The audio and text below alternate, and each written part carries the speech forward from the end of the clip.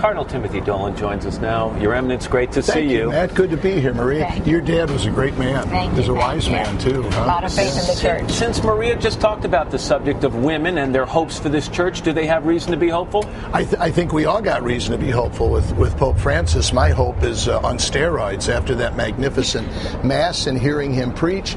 And I wonder, somebody in your interview hinted at it, that the new Pope can't just be into maintaining structures, okay? He's got to unleash the energy that was given us by Jesus and the Holy Spirit. And I wonder if he's given us a new interpretive key in his homily. He spoke, I don't know if you had the advantage of hearing of the translation, he spoke of tender love. Tender love. Now, women are pros when it comes to tender love. And he spoke for St. Joseph, loving Jesus and Mary.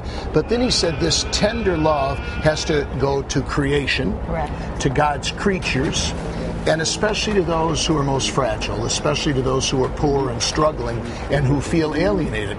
Women are pros when it comes to tender love.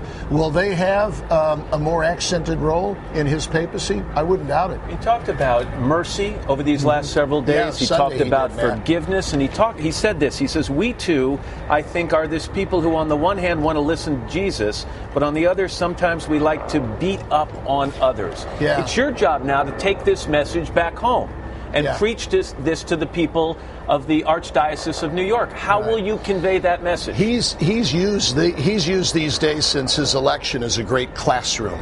And I think all of us today, the cardinals that are leaving, are just regenerated. It's been like a retreat. So we go home filled with hope, filled with zeal, filled with inspiration. I'm detecting a simplicity, a sincerity, a willingness to just speak about the raw, simple truths of the gospel. Did you hear him today? There wasn't anything cerebral about it. He could have given that homily to fourth graders, but yet it was so moving and so beautiful. There is a tough job ahead. He is now going to look at this some 300-page dossier on the investigation into the VatiLeaks scandal. Some things in that report, Your Eminence, are not going to be great for the church. They're going to be hurtful.